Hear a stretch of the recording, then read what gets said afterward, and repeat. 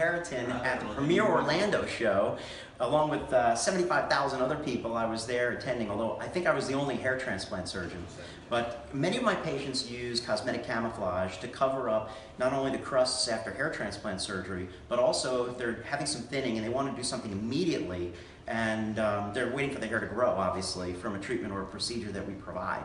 So topical camouflage is a really, really important tool in the toolbox, I think, for any hair loss physician, and especially a hair transplant surgeon, to have. And what I found is that some of the older products that have been out on the market for many, many years are kind of clumpy, they stick together, and a little bit messy. Hairatin is a step above. It's definitely going to be a lot more fibrous and easier to manage for our patients. And we've had great success with the Hairatin product line at Bauman Medical Group. And so if you got a little thin spot and you want a 2-minute hair transplant, then come on in and get some Hairatin.